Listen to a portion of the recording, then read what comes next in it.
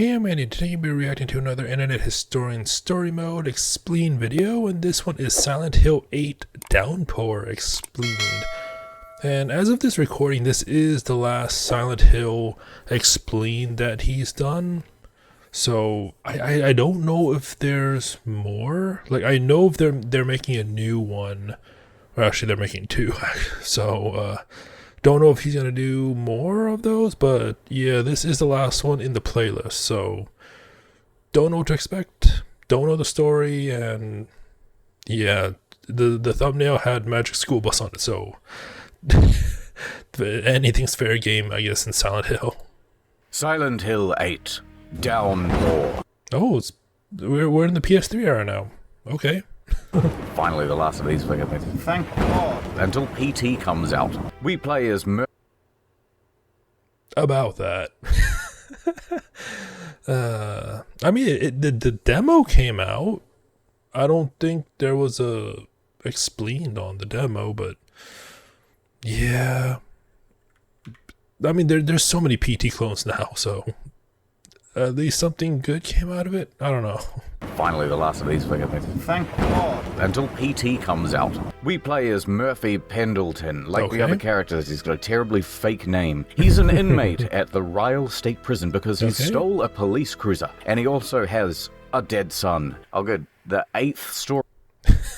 Yeah, the 8th story where it says to do something with a relative, right? To have fucking family issues. Yeah. Wanting to avenge his son's death. Murphy makes a deal with George Sewell, a corrections officer. Murphy is given access to a... He looks like a friendly little officer. Murphy makes a deal with George Sewell, a corrections officer. Murphy is given access to a sequestered inmate, Patrick Napier. He confronts him in the showers, using the steam to block the cameras. He confronts him with 2 handfuls of lather in the showers. And he says, oh, if you've got something on your back, let me help you. Patrick is understandably confused about being approached in the shower. Murphy reminds him, we were once neighbors. Then he kills Patrick in the shower to avenge his son's death. You killed Wait, so I guess it's... Oh, my son, you must have at some point. That's what I'm gathering. The story then... So like it's all that was some jail, right, to have cameras that are easily fogged up by steam. But I mean, then again, I haven't been to jail. I don't plan on going to jail, so I don't know if that's just a video game convenience or if that's actually true. So his son's death. You killed me son, you must have at some point. That's what I'm gathering. The story then skips ahead. There's been a riot at the prison, and some inmates are being transferred to Wayside, maximum security prison. He gets on the prison bus, and the Wayside corrections there officer, it is. Anne-Marie Cunningham. Does have one, like, plausible, not world's hardest to find in a phone book name. Anyway, she's on the bus, and she seems to have a special interest in Murphy. All of these, like, officers have such a friendly glare, don't they? I've got a special interest in you, Murphy. I'm not interested. See what happened in the showers? Anyway, the bus is passing through the eastern part of Silent Hill. Then suddenly, the road drops off into an abyss. The driver tries to regain control, but the bus goes flying off a hill. Murphy wakes up in the forest next to the bus wreckage. He decides to look around and attempt to find a way out. While he's looking, Anne finds him and tries to stop him. No, Miss Frizzle. But she slips and falls into a ravine. Despite the fact that she is trying to arrest Murphy, Murphy still tries to help her from not dying, but fails. And she falls. So she's dead. Oh, what a... It's like a half-hearted attempt, or that's what it seems like.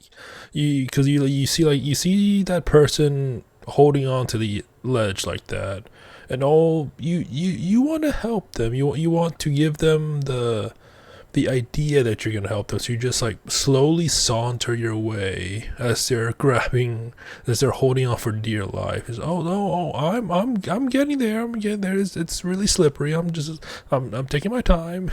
It's just, I mean, that maybe in the actual game he gets there pretty fast. I don't know, but that's what it seems like here. Murphy still tries to help her from not dying, but fails, and she falls. So she's dead. No spoilers. This is a spoiler-free channel. Murphy is sad.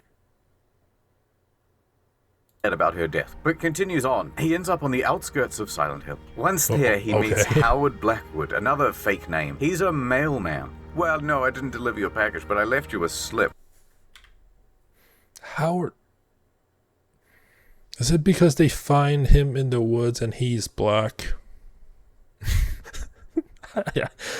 These names... I mean, I guess that's one of the consistent things about the Silent Hill games is the names. It's just another bad. Fake name. He's a mailman. Well, no, I didn't deliver your package, but I left you a slip. I knocked as light as I possibly could and you didn't answer the door. Howard tells Murphy that the roads are all blocked. The only way to leave town is the nearby Sky Tram. They do not have a Sky Tram in Silent Hill. What, do you not remember it from all the other ones?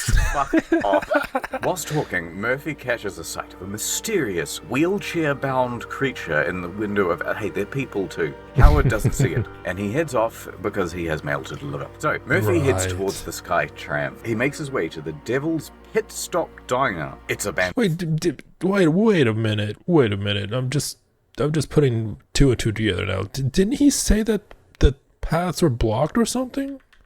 What do you know? The nearby Sky tells Murphy that the roads are all blocked. The roads are all blocked. And the only way out is a Sky Tram. The only way to leave town is the nearby Sky Tram. So I guess what he means is that all the roads leading out of town are blocked. So I guess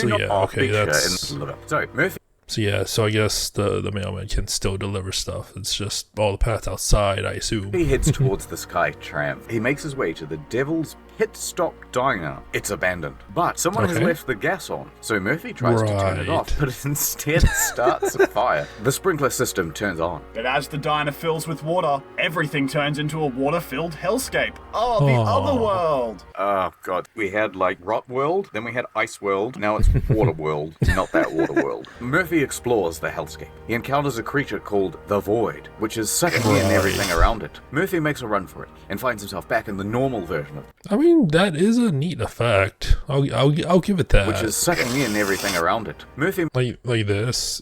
It's not that it doesn't seem that elaborate, but it is a neat effect. Makes a run for it and finds himself back in the normal version of the diner. Murphy exits the diner and finds his way into an abandoned house, of course. And there he encounters another escaped prisoner, Sanchez. Sanchez is wailing on what looks like a helpless woman. Hiya, take that, senorita. Hiya. Murphy tries to stop Sanchez, but the woman was actually a monster. He kills Sanchez before going for Murphy. Good on you, Murphy. You just got your homie killed. Good work on that one, bro. And then Murphy kills the monster because he can't die. He's the protagonist. Murphy continues searching the house to find a change of clothes. He also finds a police badge, which has a black mourning band on it. This indicates that the badge's owner is dead. Enough mourning. It's time for me to play an arcade game. Jail. That was not what I was expecting it to go to. I thought it was going to be a pun about mourning, but yes, we're going to go to an arcade. I thought he was going to say enough mourning, it's nighttime or something like that, but what is going on? Break. Murphy wins and it gets him tickets for the Skytram. How convenient. Murphy then heads to the Devil's Pit in southeast Silent Hill to find the Skytram. So he catches the Skytram from one end to the other. Here he finds JP, who used to be a tour guide for the Devil's Pit. JP tells Murphy about an old railcar train in the mines that can take him into the main town. He leaves JP to go find the railcar. Exploring the caverns, Murphy discovers some newspaper clippings about a train accident that took place in Devil's Pit. The accident killed 8 children and implicated JP's day drinking to the cause. Murphy then goes back outside to find JP contemplating suicide. Murphy tries to console JP. Oh, don't do it. But my day drinking killed 8 children. Yeah, but you've got so much to live for. You can drive. Does he? A train. Your score is only 8. Why not see how high you can go? Anyway, don't jump. I'm a little drunk. I'm gonna jump. Bye. Oh, okay. So JP dies. Murphy finds a rail car and rides it into the mines. Right. Why is not happening? Why not? Just this place has some paranormal activity or something trippy, and you decided to just ride on a unknown rail cart.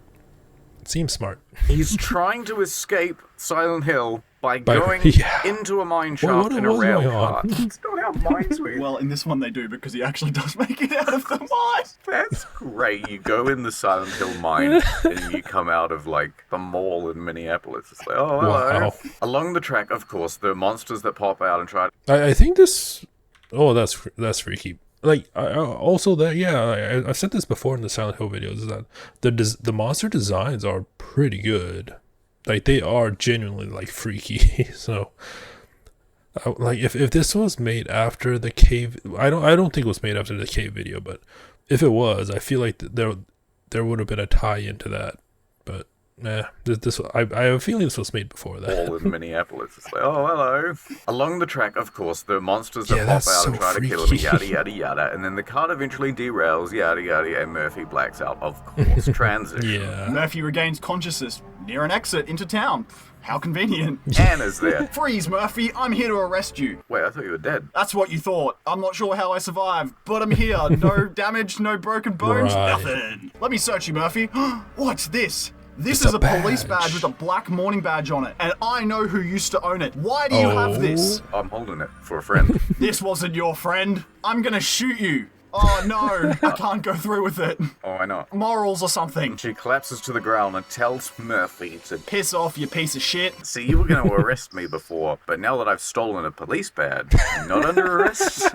Okay. Catch you later. Murphy finally makes it to Central Silent Hill. There's monsters, fog, and rain, of course, and Murphy can't handle the rain, so he goes inside to get out of the rain, taking shelter in one of the abandoned buildings. Here, Murphy picks up a radio broadcast from DJ Bobby Rocks. Okay. Well, this is weird, right? Wait. Well, there was some text in there. He picks up a radio broadcast from DJ... Typo and script, but is it really worse than some of the... I mean, yeah, to be fair though, like, the names is... any typo would probably be better. Bobby Rocks. But this is weird, right? Because some song requests are made out to Murphy. Huh. And other broadcasts are cries for help from anyone who might be listening. Wait, so did they? I mean, they probably didn't. But I was gonna say, like, did they take the idea from Shivers too? Because that game came out in, I want to say the 90s, maybe early 2000s. Back when FMV point and click adventure games was the thing, right? So, like, I've done videos of that on my gaming channel about Shivers 2, and it is a fascinating game. And in that game, it uses music videos and the lyrics and the videos in the music videos to move the plot along and give the player hints. Now, there might be other games in between that and this that have done it, but I don't know. I don't know if there's, like, notable ones. I mean, there could be. There very well could be. It's like the only one I can think is Shivers 2, just because I played it. So I don't know if there's any other ones that do something similar like this. Help me, please. Wow, this is really some spooky stuff. Once the rain dies down, he decides to find DJ Bobby Rocks. On his way, he bumps into Howard Blackwood, the mailman. Okay. Howard tells Murphy that the radio station is located in the Centennial Building. He then walks off into the fog again to deliver more mail. Not really sure who's getting mail, since there doesn't seem to be anyone around town. Who's he running a radio station for? I reckon you get so fucking bored. You just tell the whole Silent Hill story. Yeah, anyway, do you guys ever think about that time we killed that girl at school? Boy, things have really gone downhill since then. I mean, to be fair, like, I don't know how many people use Winamp. I don't. There's probably less people now than, like, I want to say, like, 20 years ago or something like that. But, like, when Winamp was big, it had, it still does. It has these radio stations that you can manually enter, and they're fan made radio stations. So I used to, like, listen to, I guess, anime OST and, like, J-pop and just stations like that. It usually has a decent amount of listeners. And then there's also stations that have, like, 1 or 2 listeners too. So they do broadcast in the hopes of people listening, I guess. Anyway, up next, who let the dogs out? Murphy gets to the Centennial Building. They have a Centennial Building. They have everything in this tiny town of 4 people. Here he finds his parole papers hanging on the entrance. How mysterious. The papers trigger a flashback to Ryle Prison. Murphy and Officer Sewell are having a secret conversation about their deal to murder Patrick in the shower. Not Patrick, but Officer Frank Coldridge spots the two. He talks to Murphy and hands him his files. Officer Coldridge wants to know what Murphy and Sewell were talking about, but Murphy just brushes, prison stuff. Coldridge warns him about Sewell. Listen, this fella doesn't do favors for anyone. You're gonna have to repay him somehow. It's gonna be bad. And also, I have helped to negotiate an early release for you. Coldridge then asks Murphy what he's doing here, and says, you're not like the other guys. You're a good prisoner. He tells him you better steer clear of Sewell. He's a bad influence on you. I agree. Not a good guy, that bloke. Back in the present, Murphy finds Bobby Rocks. Bobby tells Murphy that he's been keeping the radio waves going while waiting for help. He also tells him about a boat that's docked at the marina and that they can use it to escape. They just need to find the keys to the boat, which was stolen, unfortunately. Why don't we just hotwire the boat? Yeah. You know, I could do that already. That's what I went to prison for. But Bobby says that's against the rules of Silent Hill. Really? Really? Really? So they're aware of their own stupid narrative devices. So he's going to have to go to like a hotel next, and then it's going to be room 666. Right. And there he's going to get attacked by a monster. Then on the monster's body is going to be a boat key that says "Gone Fishing." Then he has to go underneath a windmill and through a Denny's. And then once he gets back to the boat, he'll black out, and then someone will take him to his destination. No, you're forgetting about another minecart ride in another random mine that will teleport him to another destination that may or may not lead him to the boat closer or not. Anyway, as they go to leave, Annie bursts into the room and tries to arrest Murphy. Hey, Murphy, you're under arrest. Remember when I told you to piss off? I'm changing my mind. Changed my mind as soon as you left. I like the idea that she tells him to piss off and he's walking away, and then just under her breath, she goes, psych. Anne picks up the phone in the radio room, but it's dead, and tries to make a call, but it's dead. The monsters break through the glass and ambush the three, leaving only Murphy, who has to stay for narrative reasons. Right. Then, things shift back to the nightmare world again. Right. The void is back. And the thing in the wheelchair? It's not a thing, it's a person, but it's also back. As he runs away from both the thing in the wheelchair... What in the cage? This looks like the cage itself looks like some Five Nights at Freddy's texture. Like the original Five Nights at Freddy's. What is going on? Wheelchair? It's not a thing, it's a person, but it's also back. As he runs away from both of them, he falls off the building's clock tower. Oh my god. Murphy wakes up on a bench back in the normal world. He sees Howard again. Hello, Howard. Murphy is upset with the riddles and mind games and he wants out.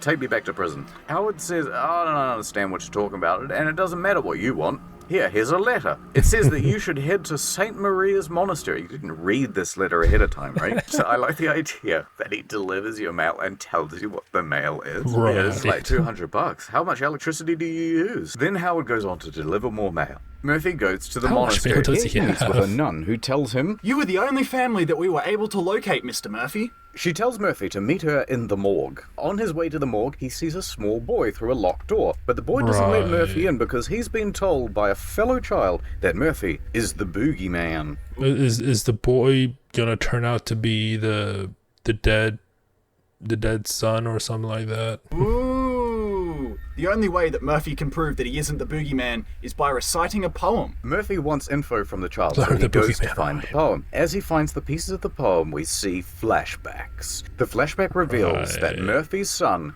Charlie, was drowned a few years ago, and the man he killed in prison, Patrick Napier, is the one responsible. Back in the present, Murphy returns to the little boy, and he begins to recite the poem. Cat, mat, hat, sat. I love it. Good poem. But the boogeyman comes along and kills the kid before he can fully recite it. Oh no, he won't hear my beautiful limerick. Murphy finishes the poem anyway, and the door unlocks. He mourns the death of the boy. Then a little girl shows up. She accuses Murphy of being the boogeyman and books it. Murphy goes after her, fearing that the actual boogeyman will attack her. As he looks for the girl, the monastery transforms into the other world again because... Now that was a nice transition. That was really, like, if that happened in game, that was a really nice transition. Attack her. As he looks for the girl, Like that is so trippy. I do like that effect. Monastery transforms into the other world again, because why wouldn't it? Then he sees the girl in the distance, and he runs over to her. Come over here, I'm gonna fucking get ya. As he runs, the floor caves in, and he falls, and he blacks out because it's an impossible situation. That's like one of the well-used tropes. You see something in the distance, it looks fine, but then the floor caves away. The floor caves in, and he falls, and he blacks out because it's an impossible situation. Like even Mario 64 does that. Couldn't survive, so we have to transition. Murphy wakes up in the morgue. Then the nun is there. She thanks Murphy for coming to shepherd his son home. What? She pulls back a sheet to reveal the dead boogeyman. Murphy is upset and calls. I was like, Murphy wakes up in the morgue? Murphy's son's been dead for years? Murphy's son is the boogeyman, even though he's dead? Pretentious symbolism. Is the boogeyman a murderer? The nurse says, I guess it just runs in the family. Then the two have a screaming match, and it ends with We never met. How do you know what? Murphy accepting the death of his son and admitting that killing Patrick didn't fix anything. I've never understood that. Why is he having this revelation with two complete strangers? Son, and admitting that killing Patrick didn't fix anything. I've never understood that, right? When someone says like, oh, well, you take revenge on someone, it doesn't solve anything. You're not trying to solve anything. You're just trying to get vengeance. It's like, for honor. Listen, people out there, if I die somehow, even if it's kind of accidental, like if a bus driver hits me or something, avenge my death. They took my life, you should take their life. People are like, eye for eye. They're like, oh, no consequences for being dead. Eye for an eye is exactly the way it should go. And you should be able to keep his eye. Try and see it fit in your own head. Like if I... That was unsettling. I don't know why. That was so unsettling. Steal $100,000 from you, you should be looking to be compensated. It's not like, well, we can't all be taking $100,000 from each other or the whole world will be left poor. It's such a stupid philosophy. No, get revenge. I want to see the death penalty if you can. I hate Murphy now. Anyway, the scene ends. Although, like, I do understand, like, it's like there's like the lesson being told, right? Like if you have revenge, or let's just say like some superficial thing as your end goal in life, right? Revenge, getting X number of monies, stuff like that. Like if that's your end goal and you reach it, what then, right? I guess that's the lesson I've seen in certain media trying to show that, like, you need to aim higher. Well, that's not right. Like, there's like some sort of overall good lesson to it. I don't quite remember it because my memory's terrible. With Murphy finding the boat keys around the boogeyman's neck. The boogeyman then wakes up and grabs Murphy. Gotcha. Murphy and the boogeyman are then transported to the lakeshore. Okay. Like, remember when I said like the enemies in Silent Hill look great? Yeah, this one of the rare L's, one of the rare misses of enemy design. Murphy, gotcha. Maybe Murphy and the boogeyman are then transported to the lakeshore. They fight. Hi-yah! Murphy defeats the boogeyman. He then finds himself back at the morgue. The boogeyman's mask is gone, and his face is morphing between Murphy's and Patrick's. Ooh, that's symbolism. Murphy's son Charlie appears and exclaims that he has killed the boogeyman. Murphy tells Charlie that it doesn't matter, because it didn't bring you back. Charlie says, this isn't your fault. Murphy then apologizes to Patrick and closes his eyes. Then he finally gets the boat keys. Murphy then goes through the sewers to get to the boat. But did it have the keychain? But did it have the gone fishing keychain on it?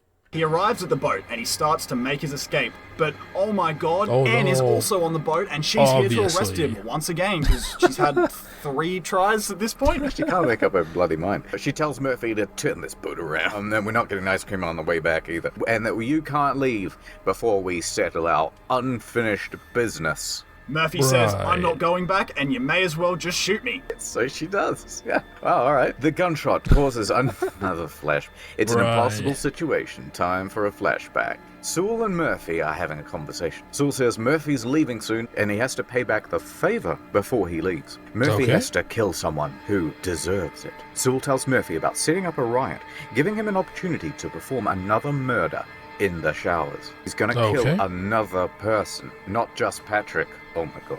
Murphy wakes up in the Silent Hill Penitentiary. The wheelchair thing is there, and it's watching him through the cell bar. See, like, this design is great. It's creepy, it's unsettling, but why was the boogeyman like that?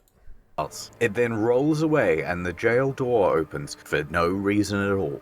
Murphy explores the prison. He finds a note telling him to go to the showers. In the showers, there are 4 crime scene markers. A big old pool of blood, a shank, the morning police badge that Murphy found earlier in the game, and an evidence bag. Murphy is then called by a mysterious voice towards the body bag. As he goes towards the bag, things go otherworld again, and the void comes back. Man, this game is a load of old shit. He ends up in a room with 2 large scales of justice hanging. It's all a metaphor, fellas. It was about family, this time it's about justice. It's just convoluted nonsense. Yeah. It's so pretentious too. Like the idea that they're going to get to the 8th version of this horror game and they're going to go, he makes a good philosophical point. You know? Who do you subscribe to? You like Engels? You're a big fan of Karl Popper? Subscribe to Murphy Pendletonism? Murphy puts the crime scene stuff on. Well, yeah, at least with let's just say like Final Fantasy, you have so many iterations, but then with each one, it's its own iteration, right? They don't. I mean, with some Easter eggs here and there, they don't really tie in to the previous ones, with the exceptions of like 10-2 and 13-2 or stuff like that. But each number is its own thing. Like 10 isn't really related to 9, and it isn't related to 8, and so on and so forth. But I mean, there are some theories. There are some theories, but for the most part, it's just its own thing. So I feel like that's why it's been able to have so many numbers out so far. But yeah, this just seems off. Scales, and the door opens. Inside is a much larger version of the wheelchair man. Murphy then runs around pulling out the monster's life support tubes. He kills the wheelchair thing with no remorse. Murphy then finds himself back in the showers. Anne's there too. Anne says, "How could you? He was a good man." Murphy is confused. What? And then a flashback happens once again. We're witnessing Murphy's second murder in the showers. It's Officer Coleridge from before, the guy who told him to stay away from Sewell, told him he was a good prisoner. Murphy. Oh, that's who's the badge is who? That's the badge. The guy. Yeah. Murphy has trouble going through with it. So Sewell comes in and convinces Murphy to hold up his end. You gotta hold up your end of the bargain. Murphy says no. Scene transition. Back in the present, Anne tells Murphy that Coleridge was her father. Coleridge was in fact not murdered, but had fallen into a vegetative state after his attack. He had to rely on a wheelchair until his death. I bet you feel bad about making fun of that wheelchair thing now, don't you guys? Anne tells Murphy that every time she looked at her father, all she saw was the monster that attacked him. She saw Murphy. Murphy starts turning into the boogeyman, and Anne shoots him once again. Wait, so it's like he was on a thing for revenge, and she's on a thing for revenge, and then magic school bus, cutscene, and revenge. I guess this whole game, this Silent Hill 8 game is all about revenge, and you should not be doing revenge or something like that. This guy's had 2 gunshots now, still alive. And then they have a boss fight where Murphy is the boogeyman and Anne is shooting him while running away. The boogeyman Murphy eventually disarms Anne, but he decides to spare Anne's life and walk away. This truly is a moral lesson for us all. And then, the final flashback back to the riot night. It turns out that Murphy refused to kill Coleridge. So Sewell attacks Coleridge himself. Sewell then taunts Murphy for not being able to kill Patrick. Ha, you cannot do it. Saying that he had to complete the murder himself. Sewell stabs Coleridge with the shank and then radios for backup, framing Murphy for the crime. Dun dun dun! But wait, it's not steamy, right? It's not steamy, so the camera should have been But I mean, I know there's like a staged riot and all that, but the camera should still be working, right? Himself. Sewell stabs Coleridge with the shank and then radios for backup. I guess they overlooked framing Murphy for the crime. Dun dun dun! Back to the present. Murphy turns back into Murphy. He apologizes, I'm sorry, claiming it was all his fault, it was all my fault, and is convinced of his innocence because somehow she saw the flashback as well, and she forgives him. Then they hug. Oh, that's kind of nice. Then they're transported back to the lakeside. And then gets contacted by radio police, asking for her location and whether or not she knows the whereabouts of master criminal Murphy Pendleton. And lies. No. She tells them that Murphy was killed in the bus accident, and there's no body for no reason. Murphy asks if Anne is going to be okay. Are you going to be okay, Anne? She instead tells him, get going, the police will arrive. Wait, what? It's going to be okay. Are you going to be okay, Anne? If only her name was Annie. Annie, are you gonna be okay? Are you okay? She instead tells him, get going, the police will arrive soon. Murphy books it, and the game ends with Anne looking out over the lake. Boy, this is the worst one yet. Yeah. Listen, there's 2 good Silent Hill games. Silent Hill 1 and 2. And the best part of the game is the first 15 minutes. That's it. This series is shit. We're going to be playing something else soon. One like equals Pendletonism. What? Right. Let's not skip over the captions. We're going to be playing something else soon. Like, doing the Magic School Bus theme, right? Oh, the captions aren't on. Soon nostrils. So, like, I feel like there has to be more Silent Hill games between this and the 2 that are coming out soon, right? Unless if PT was the one that was supposed to be coming out, but then, the stuff happened and then PT just disappeared. So, yeah, that was not good. I mean, the video itself was good. Don't get me wrong, the video itself was good. All the story mode videos have been very well done and very entertaining. It's just the game itself is not good. There's bits of goodness in there, but overall it's just not good. Like I said, with every Silent Hill, the monster designs are great. The names are just, it's whatever. And then the stories are just, I don't know. But I mean, considering this came out on PS3, was this type of story even good back then? I don't know. I also don't know. But yeah, we're done with Silent Hill. with the Silent Hill Expleened videos. So I might go back to the Resident Evil ones and finish that off after, like in the next one. So, or I might just go for a random one. We'll see. I do want to finish the Resident Evil ones though, so most likely it'll be that. So yeah, I think I have 5. So I wonder if there's gonna be some racism stuff in there. But I mean, I don't see it as racism, because I mean it's from what I know, it's like the like whatever virus Umbrella has, like it can't just be centered within one white majority white location, right? That they're global. They're a global thing. So I don't want to get into that right now. So yeah, we'll see. So I think there was like 5, Code Veronica, and I forget what was in the playlist. But so yeah, we're done with Silent Hill. So hope you enjoyed it. Until next time, thank you for watching and have a nice day.